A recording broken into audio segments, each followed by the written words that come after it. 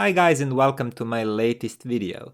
Now today I have something quite interesting. It's a fairly new brand, at least I'm not that familiar with it, called Soncoz. And the most interesting thing about it is at this price point it comes with balanced outputs on the back. And that's really not something that's given at this price. Basically, only other DAC I know at similar price that offers these is Modius, which I hope to review sometime soon enough. Aside from that, there's also, of course, single-ended typical RCA connectors, the most of us are still using probably, and three types of input. There's optical, USB and coaxial in, and also there's a coaxial output, so this one can act as a digital bridge. And the power comes through this USB-C port. It says here 5 volts, 1 ampere, which basically means it wouldn't work that well powered from your laptop USB port or something. You'd need a dedicated power supply. Now, that said, power supply is not provided in the box. You'll have to use something like mobile phone charger, linear power supply, some decent switching power supply or something like that. Now, when I mentioned the box, it's basically fairly simple and it comes with USB cables needed to connect this stuff. But mine box even came without user manual. But I blame custom officers for that one, because mine unit was open during import process at customs, and I bet they're the one responsible for missing user manual in the box. Okay, so let's move to the front again. As you can see, it's a fairly simple monolithic design and I really like it. It has that sort of industrial feel. It's all aluminum and on the bottom there are some cutouts. I suppose that's for better cooling. But aside from that, really great build, great feel in the hand, I like it. Now I connected it quickly just to show you how it functions. I'm not sure if you will see the LEDs on the camera, but here it is basically. This one powers when you power it up, while these three have multifunctional purpose and it gets a little bit hazy there.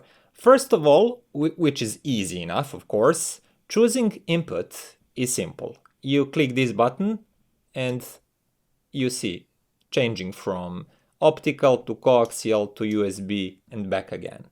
If you decide to change the volume, you're doing that by pressing these. LED just blinks for a moment. And interesting thing is every time you turn it off and turn it on back again, it resets the volume at the default, I think it's 50%. I don't know that, it's just guessing. So that's not perfect solution, but for me, there's a simple solution for that. I just leave it on all the time. And the weird part kicks in when we talk about filters. Basically, you can choose 7 different filters, which are quite usual for Sabre DACs, and Sabre DAC is inside of this one. You know, all the usual one. Linear phase, fast, slow, minimum phase, fast, slow, apodizing, and so on. The quirky thing is, you change those by long pressing this button.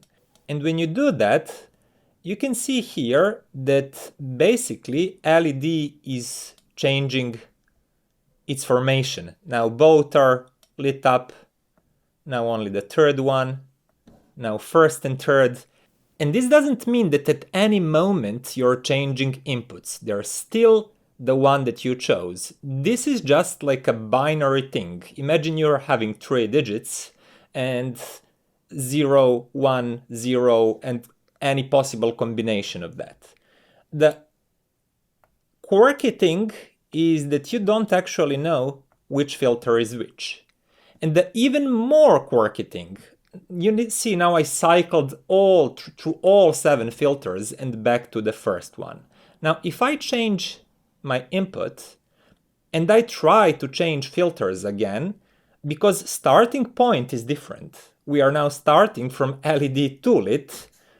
When we do this, we again go through cycling, which is different than before. And I really think this needed a little bit more attention and a little bit more easygoing operation, but it's kinda okay. It's not that you're going to change filters regularly. Most of the people don't even notice the differences between these, and maybe this is even a good thing. Instead of reading which is which and remembering the numbers and things like that, you just can cycle through them, see for yourself. If you're hearing any differences, leave the one that you think sounds the best, or if you don't hear anything, just cycle back to the first one, and that's it. Okay, that said, let's move to the most important thing, and that's sound quality. And the first thing I noticed about the sound signature of this DAC is how lively and edgy it sounds. And there's a lot of mid-range presence that basically is making everything in your face. At first moment, I was a little bit startled by it. I thought it sounded edgy and rough. I thought maybe it's better that I give it some time to maybe settle down, burn in, things like that, whether you believe in that thing or not.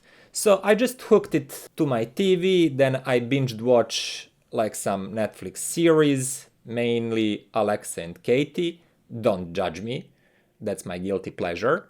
A few days later I started doing critical listening again, but I noticed that that character, that edgy, sharp character remained. And that's something that just took some time getting used to.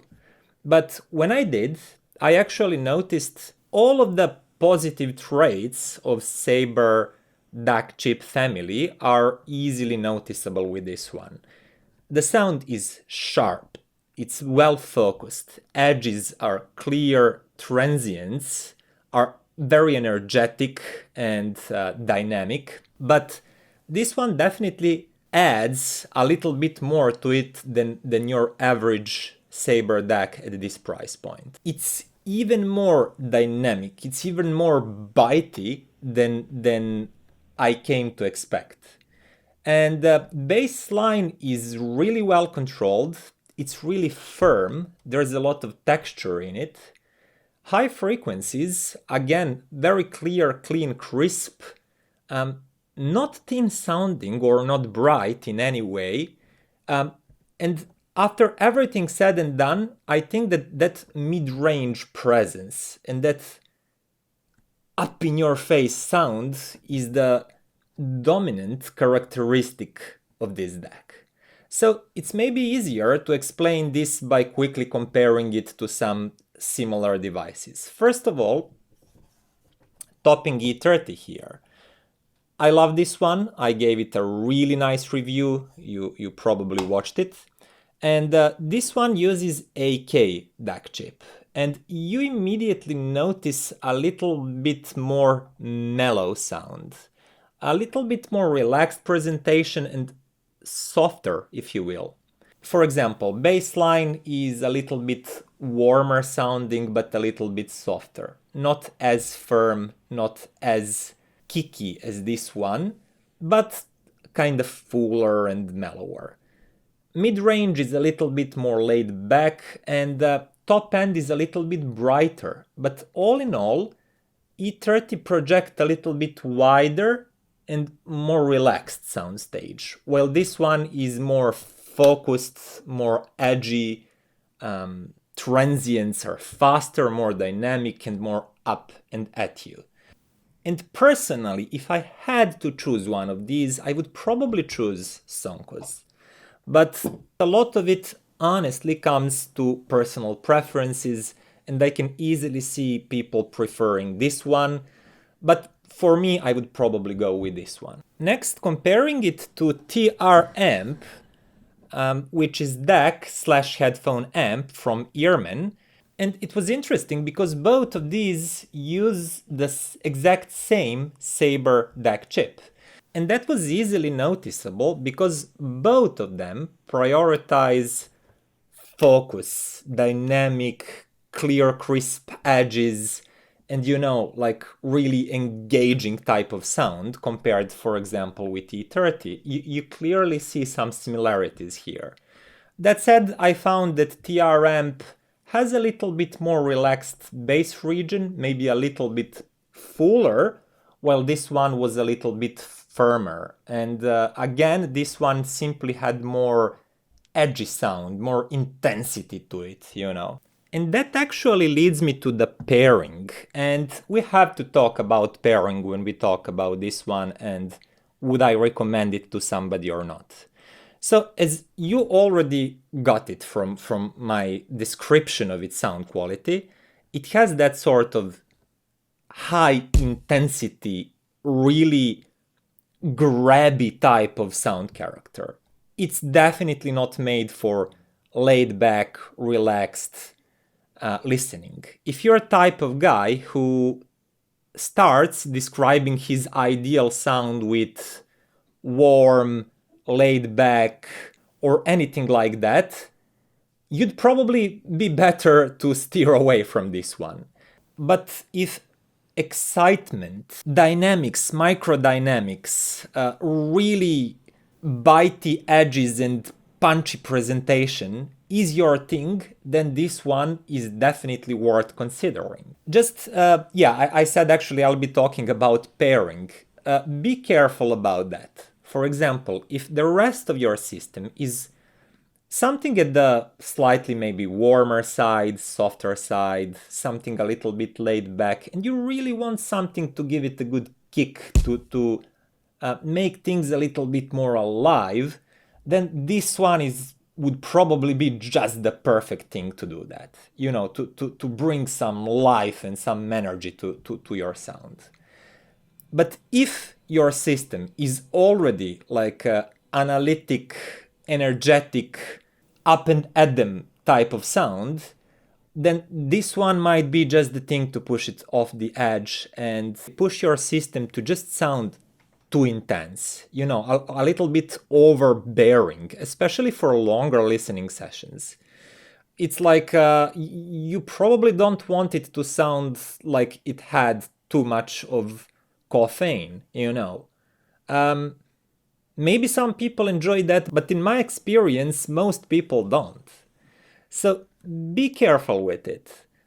Okay, so having that in mind, what I just explained, I still think this is a really, really good achievement. To sum it up quickly, it's a really interesting product, really nice build quality, nice looks, quirky controls, admittedly, and really, really good sound quality with some character to it that you just have to be aware of and think, does it really match your preferences and your system? And that would be all for today, guys. Thank you for watching. I hoped you liked it. If you did, please click like and subscribe and share the video with your friends so this channel can grow and bring even more interesting videos. Also visit my website for written reviews with scores. Thank you for watching and see you next time.